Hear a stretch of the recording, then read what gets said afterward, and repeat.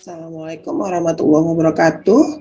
Selamat bertemu kembali adik-adik dengan saya Puspita Yuliandari dalam mata kuliah Statistika Dasar.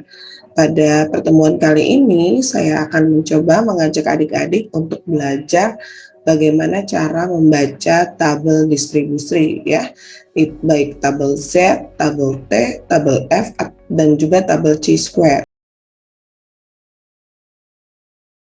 Ya, mari kita sama-sama belajar untuk bagaimana kita bisa membaca tabel Z dulu terlebih dahulu ya. Izinkan saya untuk menampilkan tabelnya.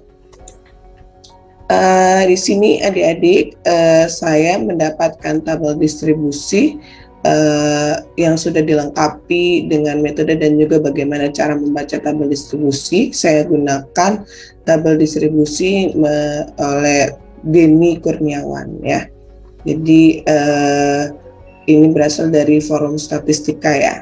Nah, sekarang kita akan belajar yang namanya tabel distribusi. Mengapa perlu sekali kita belajar menggunakan tabel distribusi? Karena tabel distribusi ini merupakan atau memuat titik-titik kritis ya, yang digunakan untuk distribusi Z, distribusi T, distribusi F, dan bahkan nanti ada distribusi chi-square. Nah, titik-titik kritis ini akan menjadi peluang yang tertulis di dalam tulisan nanti yang dikatakan lebih presisi jika dibandingkan dengan cetakan-cetakan dari buku yang lainnya ya.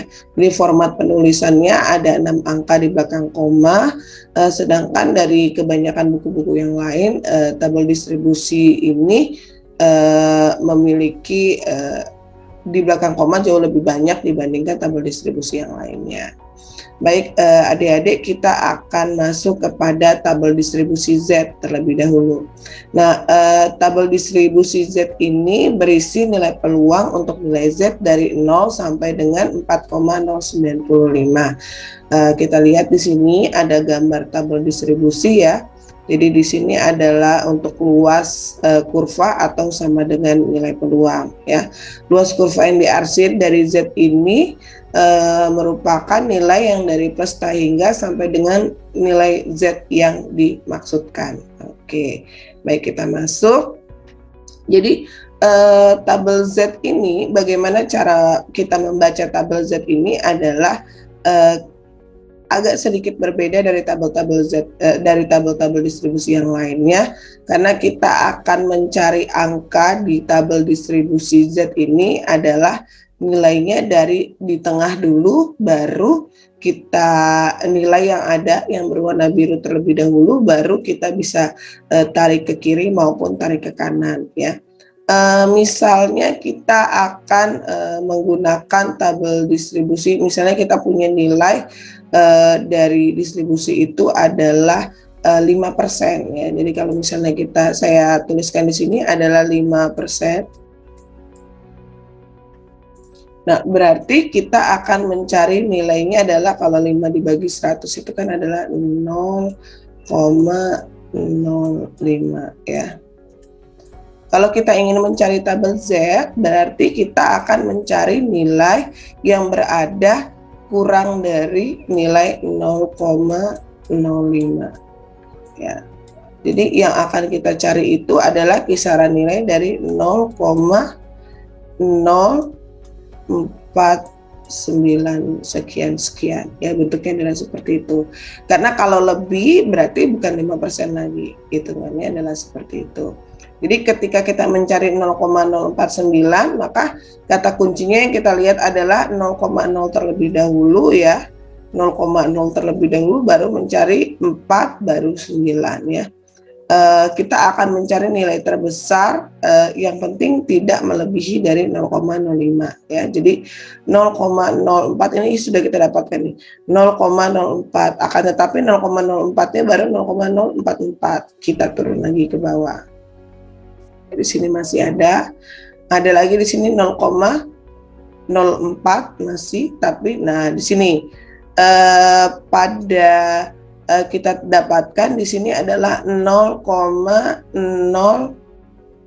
ya, 49985 ya. Jadi ini kalau kita bulatkan menjadi 0,05. Nah, berarti nilai Z dari 5% itu adalah kita tarik ke kiri 1,6 ya. Jadi kita tuliskan dulu angkanya ya.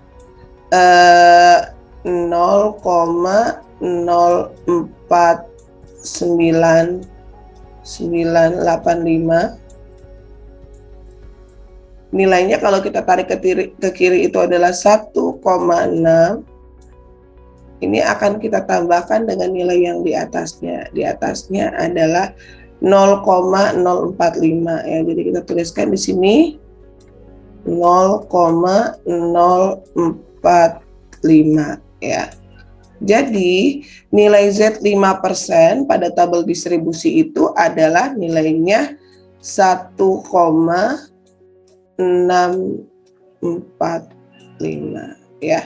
Nah, cara membaca tabel Z adalah seperti itu. Jadi artinya kalau kita mencari nilai Z pada tabel distribusi, maka kunci pertama adalah kita akan mencari nilai terdekat dari persentase yang ada, akan tetapi nilainya harus kurang dari nilai itu, bukan lebih dari itu. Kalau seandainya 0,051, oh berarti bukan 5% lagi ya. Saya berikan contoh sekali lagi, seandainya saya ingin mencari nilai Z-nya adalah 25% misalnya, 25%. Seandainya ya kita gunakan, berarti yang akan kita gunakan ya 25% itu adalah 25 dibagi 100, nilainya adalah 0,25. Nah, berarti yang akan kita cari nilainya harus kurang dari 0,25, yaitu kita akan mencarinya adalah 0,249. Ya. Akan kita cari di tabel distribusi Z-nya adalah ini. Jadi kata kuncinya adalah 0,2. Kita lihat dulu di sini. Di sini sudah ada 0,2, 0,26, 0, kita butuhnya 0,249 ya. Kita cari di atas terlebih dahulu. 0,24. Ini 40. Nah, ini berarti kita turun ke bawah lagi. 0,249. Ini 2,5, 0,25, 0, nah dapatlah di sini. Ya. 0,24983 8 ya. Jadi ini bisa kita tulis, kita dapatkan di tabel Z-nya adalah 0,24983 ya. Lantas kuncinya bagaimana? Kita tarik ke kiri, itu nilainya adalah 0,6 ya. Jadi kita tuliskan di sini 0,6. Kemudian akan kita tambahkan dengan nilai yang di atasnya, yaitu nilainya adalah 0,075. 0,075. Sehingga nilai dari Z 25% itu adalah nilainya 0,675 ya. Oke adik-adik, sudah 2 contoh saya berikan untuk penggunaan bagaimana cara mencari tabel distribusi Z ya. Bisa dilakukan atau kalian latihan di rumah masing-masing ya. Baik, selanjutnya adalah kita akan masuk pada tabel distribusi yang lainnya ya. Di sini ada penjelasan. Jadi seperti yang tadi saya contohkan adalah bagaimana cara membaca tabel Z distribusi. Yang pertama adalah kita akan mencari nilai Z untuk suatu nilai peluang yang diketahui ya. Ini dituliskan seandainya kalau kita ingin mencari nilai Z dengan peluang sebesar 0,05 tadi, maka kita akan mencari angka 0,05 pada deretan yang angkanya berwarna biru. Apabila tidak dapat menemukan nilai yang pas 0,05, maka kita akan mencari nilai yang paling mendekati pada tabel tersebut, yaitu 0,049985 ya. Nah, kalau sudah didapat, maka kita akan menarik ke kiri dan juga akan menarik angka yang satu deret dengan nilai itu, yaitu ke kiri dan juga di atas ya. Sehingga nilai Z yang ditemukan adalah 1,6 ditambah 0,045 menjadi 1,645 ya. Jadi ini adalah langkah kita ketika kita akan mencari nilai Z itu sendiri. Oke. Kemudian di sini juga ada penjelasan bagaimana cara mencari nilai peluang dari suatu nilai Z. Kalau seandainya nilai Z-nya adalah 1,645, ya tinggal kita lihat saja nilai 1,6-nya di sebelah kiri, kemudian 0,45-nya adalah di bagian atas, sehingga nanti kita akan mendapatkan data nilai yaitu 0,049985 ya. Jadi cara mencari nilai peluang dari nilai Z yang negatif, mudah saja ya. Kalau kita ingin mencari nilai yang negatif, berarti nilai peluang bagi nilai Z yang bertanda positif dan negatif itu sebenarnya adalah sama. Kemudian ini akan didasarkan pada distribusi Z normal yang setangkup atau simetris ya. Jadi ini kita lihat bahwa nilai minus Z dan nilai Z itu sebenarnya sama, hanya berada pada tandanya saja ya. Jadi luas permukaannya adalah sama. Oke adik-adik, saya rasa cukup untuk kita belajar tabel distribusi Z. Selanjutnya kita akan mengenal tabel distribusi T ya. Sebelum kita mencari, saya akan mencoba terlebih dahulu menjelaskan tentang tabel distribusi T ya. Nah, berbicara tentang tabel distribusi T, ini biasanya adik-adik kita akan menggunakannya pada sama ya, seperti tabel Z, tabel T, tabel F adalah kita gunakan pada pendugaan parameter dan juga pengujian hipotesis ya. Nah, jadi mengapa perlu sekali? Karena tabel distribusi ini merupakan tabel yang dijadikan sebagai dasar perbandingan hipotesis untuk membandingkan nilai tabel dengan nilai yang akan diuji. Ya, jadi kalau tabel Z seperti yang tadi, kemudian tabel T yang akan kita pelajari, dan nanti ada tabel F dan seterusnya. Cara membaca tabel pada titik kritis distribusi T ini ada beberapa ya. Yang pertama adalah kasus uji satu arah. Ya, jadi kalau tabel T itu terbagi menjadi satu arah dan dua arah ya. Jadi dikatakan satu arah jika H0-nya itu di mana parameter rata-ratanya sama dengan 0 untuk hipotesis awalnya, dan hipotesis tandingannya adalah lebih besar dari 0. Jadi di sini kita akan mencoba mencari, misalnya nih dicari titik kritis distribusi sebaran T dengan alfa adalah 0,05 dan derajat bebas atau dB-nya atau ya degree of freedom-nya sebesar 10 ya. Jadi kalau menggunakan tabel T ini adalah kita akan bukan hanya kita gunakan nilai alfanya saja ya, akan tetapi kita juga akan menggunakan derajat bebasnya ya. Jadi untuk satu arah nilai derajat bebasnya itu adalah berbentuk dengan ukuran yang seperti ini. Jadi nanti kita akan mencoba mencari. Jadi kalau dari sini kita akan mencari angka 10 pada kolom derajat bebas ya. Kemudian nanti akan mencari nilai alfanya ya. Nah, ini kita contohkan. Jadi seandainya alfanya adalah 0,05 dan seterusnya. Sebentar ya. Penampakan atau tampilan dari tabel kritis distribusi T itu adalah di bagian mendatar atau di bagian kolom itu adalah nilai alfa ya. Jadi ini nilai alfanya ada 0,1, 0,05, 0,025. kemudian 0,01, 0,005, 0,0025, dan 0,001 ya. Nah, DF itu adalah derajat bebas, dan derajat bebas inilah yang nanti menentukan nilai dari tabel distribusi T ya. Jadi ada tabel distribusi T yang akan menggunakan nilai itu dari jumlah sampel ya. Ada yang misalnya jumlah sampelnya itu adalah N-nya sama dengan 10 ya, seperti yang tadi, dengan alfanya adalah 0,05 ya, misalnya seperti itu. Nah, berarti cara kita mencari adalah kita menggunakan alfa terlebih dahulu, yaitu 0,05. Selanjutnya adalah kita akan mencari derajat bebasnya di 10 ya. Jadi 0,05 sudah kita dapatkan di sini. Kemudian derajat bebasnya kita mencari nilainya 10. Jadi kita akan menarik nilai daripada pada baris 10 dan juga pada kolom 0,05 ya, sehingga nilainya itu adalah sebesar ini saya perbesar ya,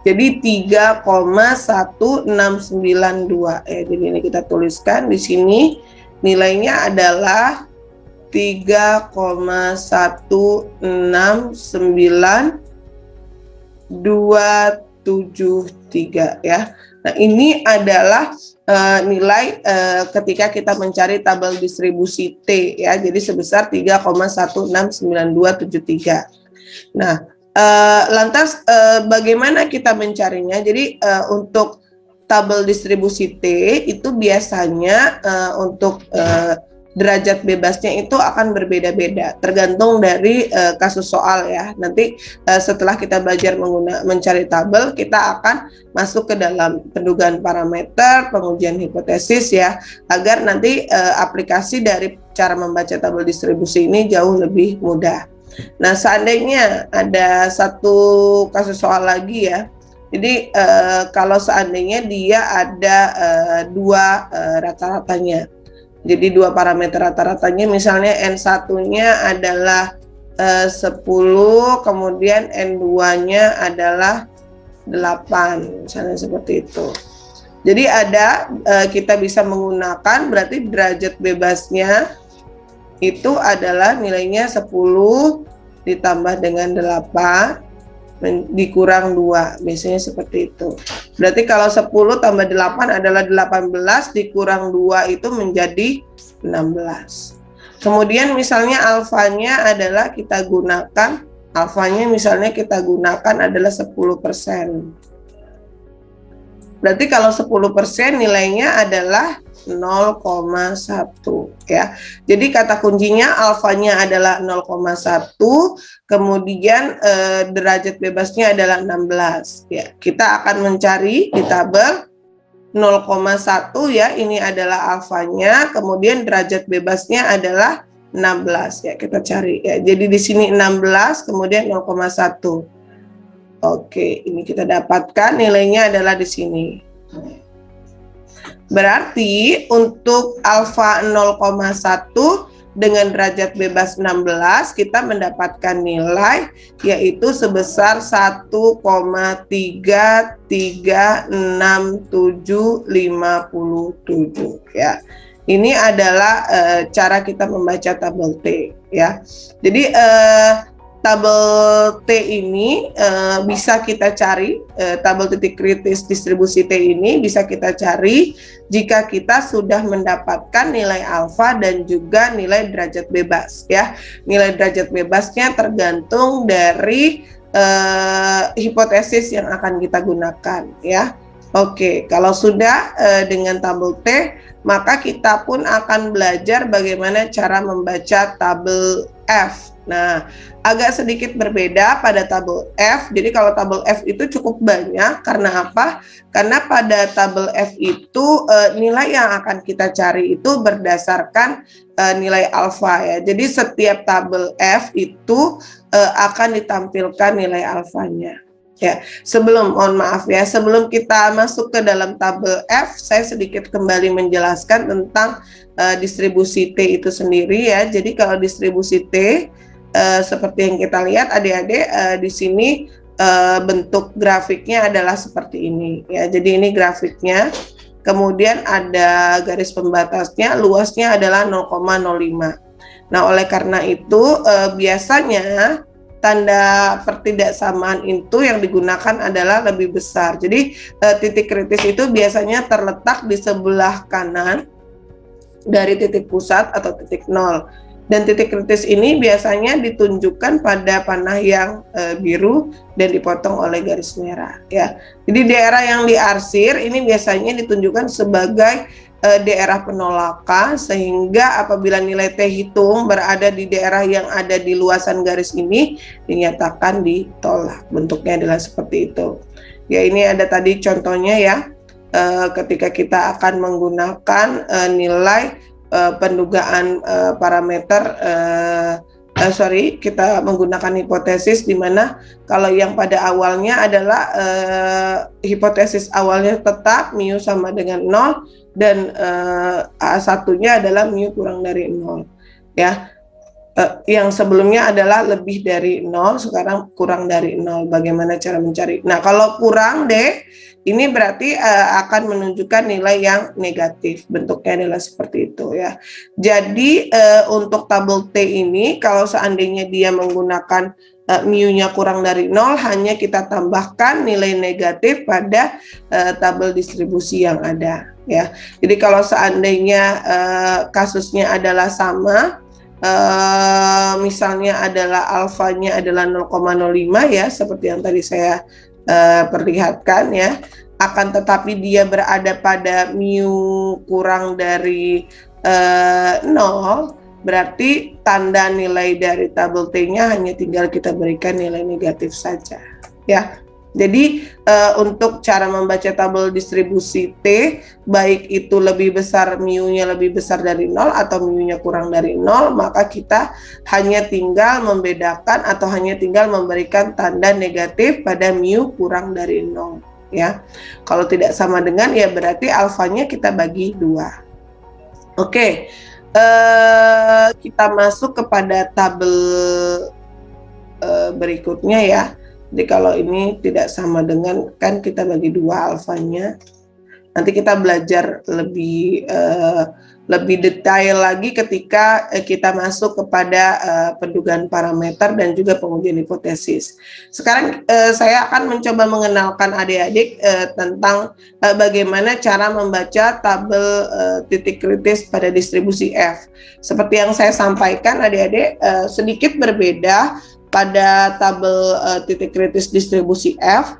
Yang kita gunakan adalah tabel F ini akan dibedakan pada alfanya ya. Jadi untuk setiap alfa itu akan memiliki nilai distribusi derajat bebas 1, V1 dan V2 biasanya, atau derajat bebas 1 dan derajat bebas 2. Nah, ini bisa kita lihat bahwa tabel F itu terdiri dari DF1 dan DF2 ya. DF1 itu menjelaskan pada kolom dan DF2 itu menjelaskan pada baris ya. Di sini saya akan mencoba memberikan penjelasan terlebih dahulu ya. Ada penjelasannya pada tabel ini. Tujuannya adalah agar memudahkan kalian untuk membacanya. Angkanya itu bisa saja adik-adik lebih dari ini ya. Jadi monggo silakan nanti kalian cari. Nah, bagaimana caranya? Jadi cara membaca tabel titik kritis distribusi F itu akan kita lihat dari nilai alfa yang pertama. Yang kedua adalah DF1 dan DF2. Nah, DF1 ini atau derajat bebas 1 itu biasanya kita sebut sebagai pembilang, dan DF2 ini biasanya kita sebut sebagai penyebut ya. Bentuknya adalah seperti itu. Nah, nilai dari DF1 dan DF2 itu biasanya kita dapatkan berdasarkan dari contoh soal yang dari soal yang ada. Seandainya kalau biasanya pada pengujian hipotesis misalnya kita gunakan terdiri dari kolom dan baris. Nah, nilai mereka untuk DF1 biasanya dia adalah K-1, berarti kolom kurang 1. Kemudian DF2-nya adalah nilai dari antaranya ya, atau nilai dari jumlah interaksinya, biasanya seperti itu. Nah, jadi kita akan melihat ya, karena kita hanya sekedar membaca tabel distribusi.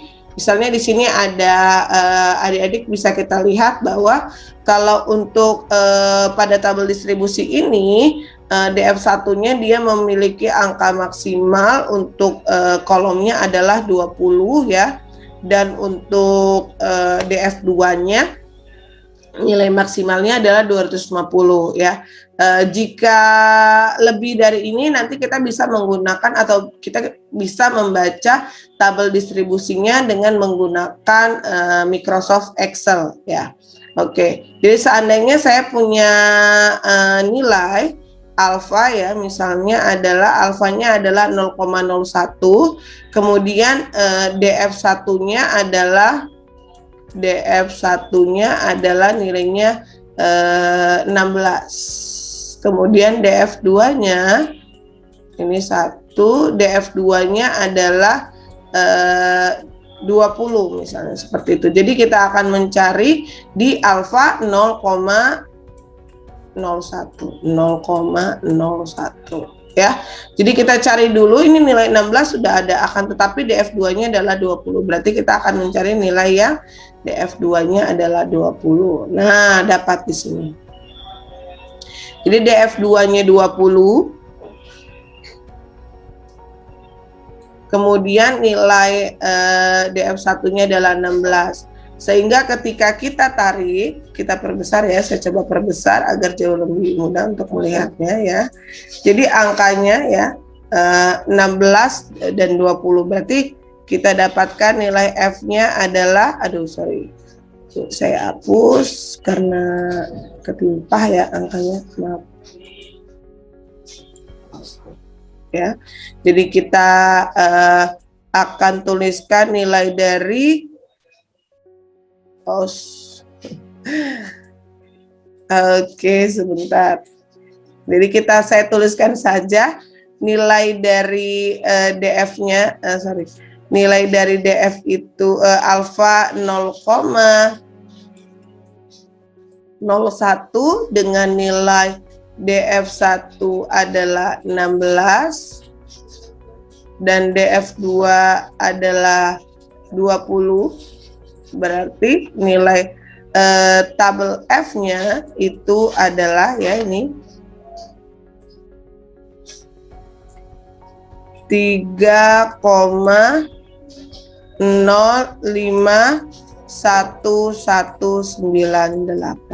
ya. Oke, untuk cara membaca tabel F pertama. Kemudian kita cari lagi kasusnya untuk seandainya alfanya ada yang berbeda ya. Jadi saya mau alfanya adalah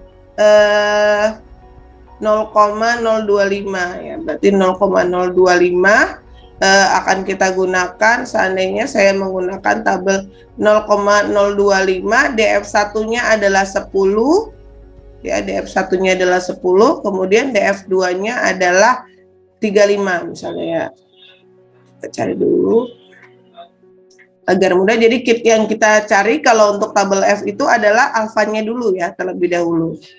Jadi kita cari misalnya DF1-nya adalah 10, kemudian DF2-nya adalah 25 dengan alfa 0,25 ya. Alfanya adalah 0,025. Ya, jadi cara membacanya berarti kita akan melihat angka 10 terlebih dahulu pada DF1, kemudian DF2 kita cari angka 25 ya. Nah, di sini kita sudah dapatkan. Jadi 10 pada baris yang saya kecilkan dulu ya biar melihat ya. Di sini ada angka 20, di sini ada angka 10, maka kita akan menarik ke sini dan kita juga akan menarik ke sini. Didapatlah angka 2,77361 ya. Oke adik-adik, kita sudah belajar tabel T, tabel F, dan juga tabel Z. Maka saya akan kembali mengajak adik-adik untuk belajar bagaimana cara membaca tabel distribusi chi-square ya. Oke, saya tutup terlebih dahulu agar bisa dengan mudah kita membaca tabel distribusi chi ya, chi-square.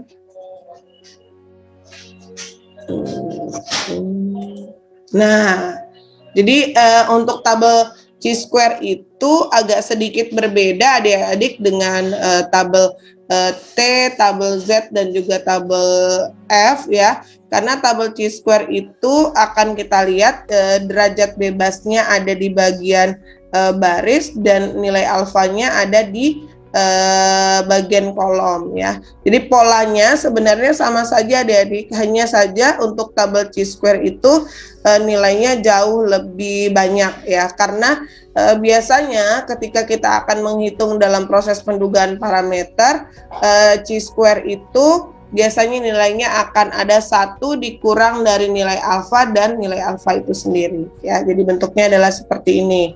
Jadi kalau seandainya kita akan menggunakan proses perhitungannya adalah alfanya itu adalah 1% ya, maka nilainya adalah 0,01. Kemudian nilai alfanya adalah nilai yang keduanya itu adalah chi-square-nya itu adalah 1 dikurang 1%, berarti nanti nilainya adalah 0,989 misalnya gitu. Berarti kita akan mencari nilai yang mendekatinya, begitu ya.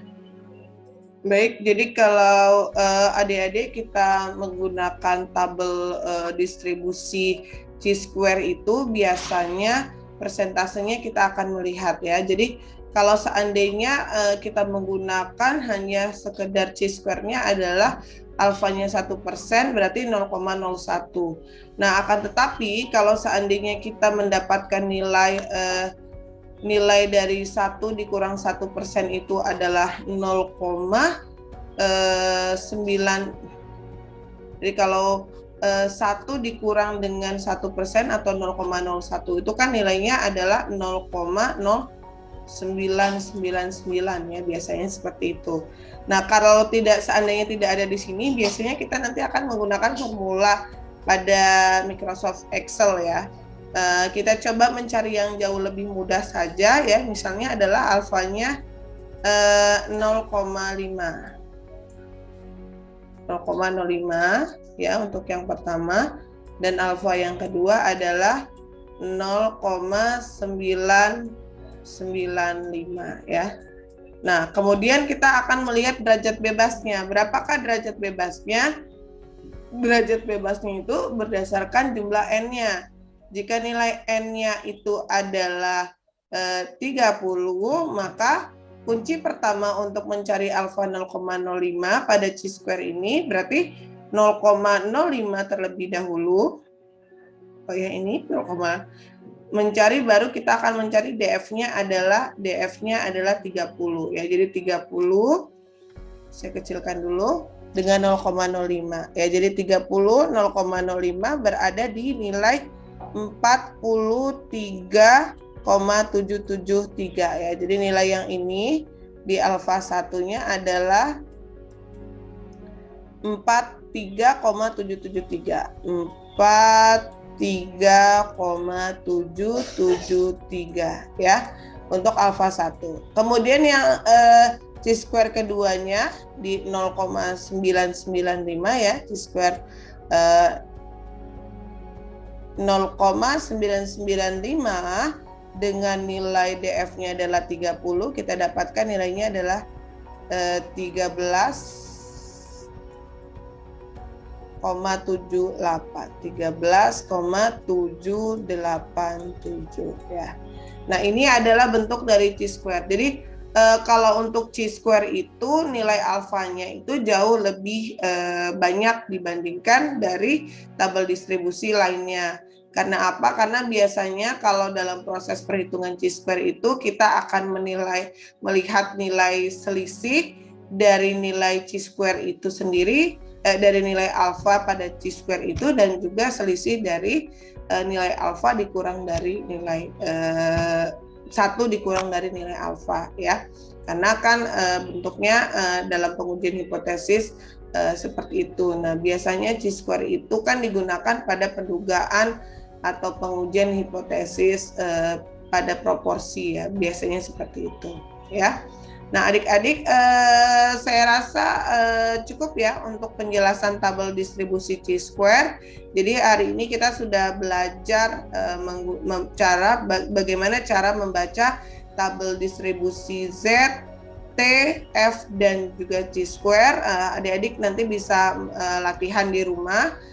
Saya masih mengajarkan dengan bagaimana cara membaca tabel saja.